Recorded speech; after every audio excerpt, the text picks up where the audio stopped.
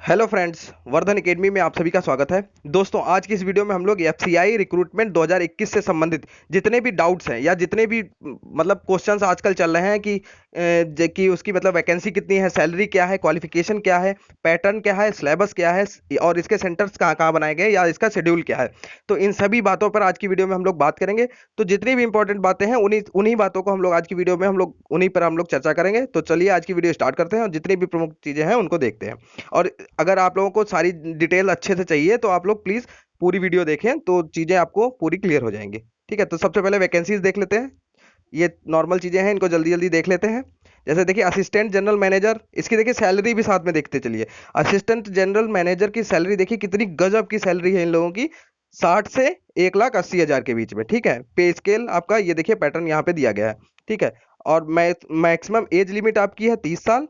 ST की 3 vacancy है, ST की 3 वैकेंसी है, ओबीसी की 9 है, ईडब्ल्यूएस की 3 है, यूआर कैटेगरी की 12 है और टोटल आपकी 30 है। ठीक है, assistant general manager general administration के लिए यहाँ पे 30 वैकेंसी है। सीधे इसको देख लेते हैं।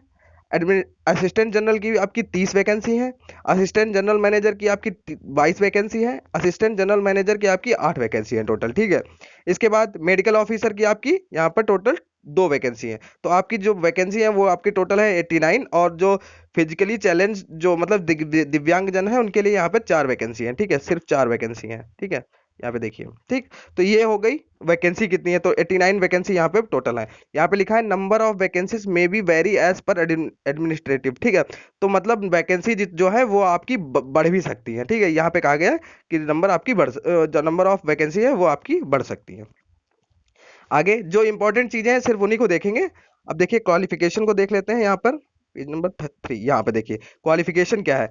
तो यहाँ पे देखिए name of the post, post code और क्वालिफिकेशन एक्सपीरियंस यहाँ पे बोला गया है। तो assistant general manager general administration के लिए आपके लिए जो आपकी क्वालिफिकेशन है वो पोस्ट ग्रेजुएट होना चाहिए आपके पास। और ठीक है, और आपके कम से कम 55% मार्क्स होने चाहिए। ठीक है, यहाँ पर बैचलर डिग्री इन लॉ और 5 year integrated course in law from recognised university with minimum 55 marks. ठीक, नेक्स्ट है।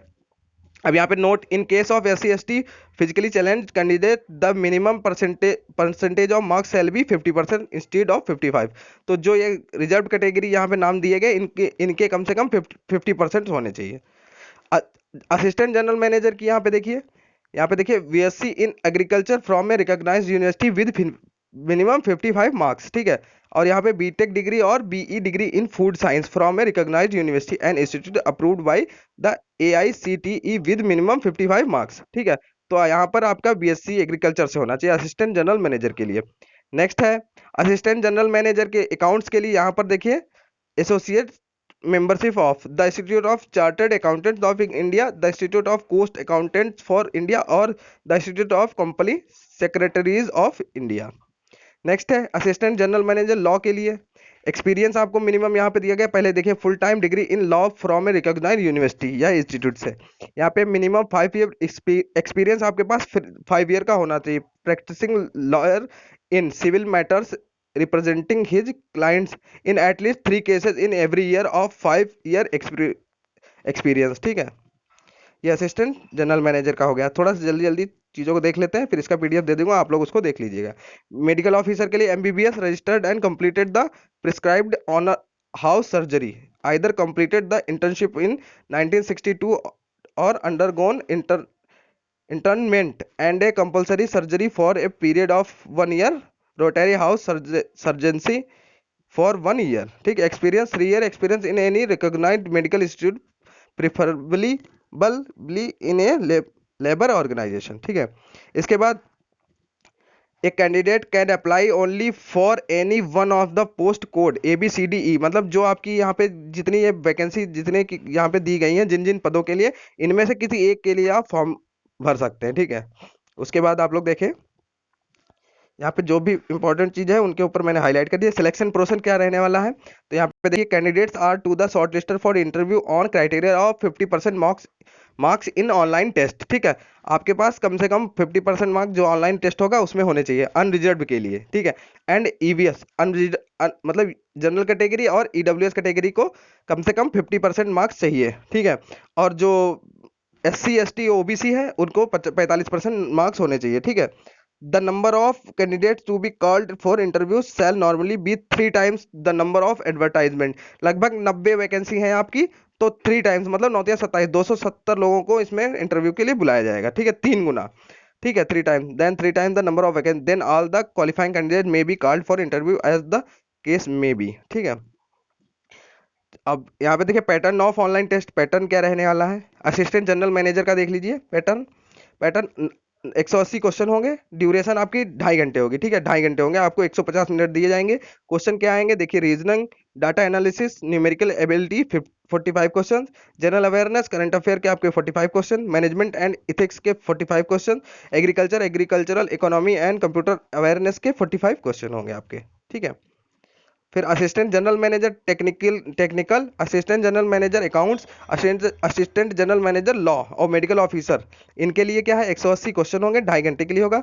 और पूछी वही चीजें जाएंगी, देखिए reasoning, data analysis, numerical ability 30 question, general awareness, current affair 30 question, management and ethics 30 question, agriculture economy computer awareness 30 question और relevant discipline इसके आपके होंगे 60 क्वेश्चन, ठीक है।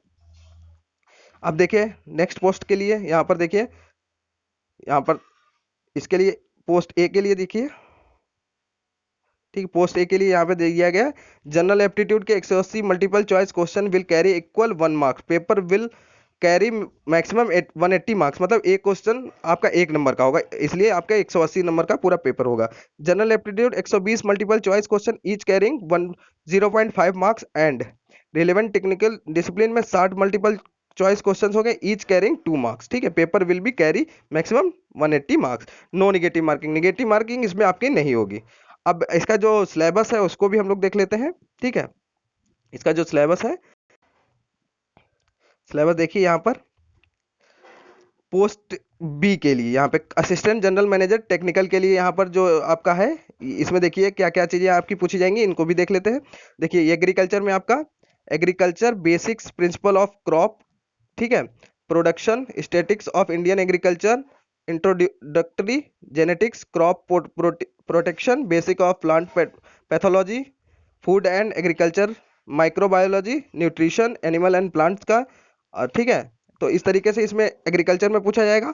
फिर बायोटेक्नोलॉजी से आपके क्वेश्चन आएंगे, microbes, beneficial, harmful, genetic engineering, ये सारी चीज़ें बायोटेक्नोलॉजी में पूछी जाएगी।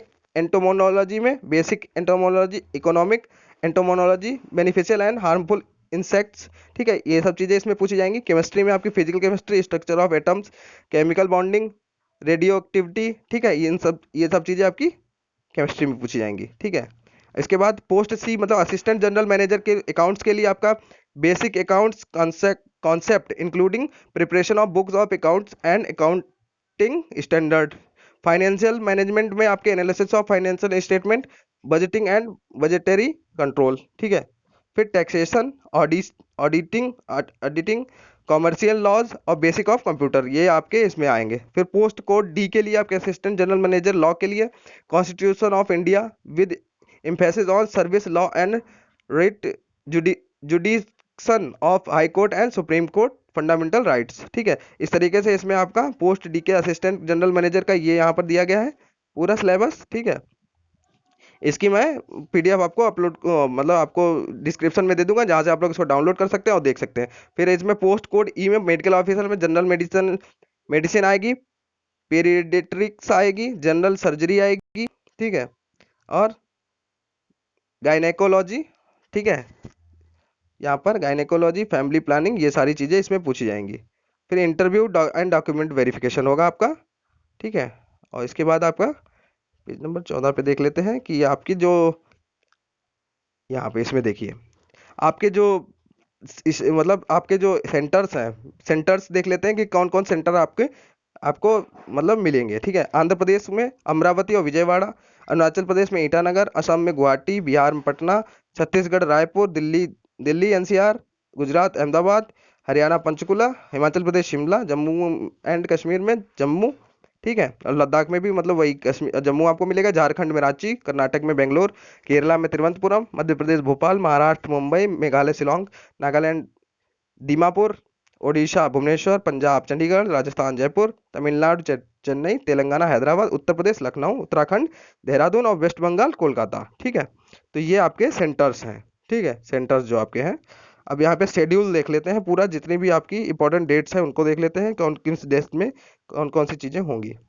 तो आपका 22 पेज नंबर पे है, यहाँ पे देखिए टेंटेटिव शेड्यूल है आपका, देखिए submission of online application form along with fee payment bill Commons form from 1/3, मतलब आपका 1 मार्च से आपका फॉर्म भरा जाएगा, स्टार्टिंग हो जाएगा, ऑनलाइन फॉर्म आपके फिल कर किए जाएंगे।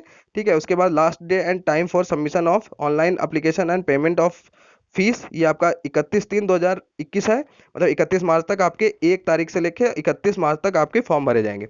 Availability of call letters on website for download, तो कॉल लेटर्स के लिए 10 days prior to announce date of examination. ठीक है, और डेट ऑफ ऑनलाइन टेस्ट आपका है tentatively in the month of May और जून। ठीक है, आपका मई या जून में इसका एग्जाम आपका करवाया जाएगा। ठीक है, तो जितनी भी प्रमुख चीज़ें थी वो हमने आज की वीडियो में हम लोगों ने डिस्कस करनी। अगर आपके मन में कोई भी प्रश्न है तो आप लोग हमसे पूछ सकते हैं, अगर मुझे उसके बारे में पता होगा तो मैं तुरंत उसका रिप्लाई करूंगा, और अगर नहीं पता होगा तो उसकी जानकारी करके मैं आपको उसका रिप्लाई करूंगा। तो दोस्तों आज की वीडियो में सिर्फ इतना ही, मिलते हैं अपनी नेक्स्ट वीडियो में, तब तक के लिए नमस्कार।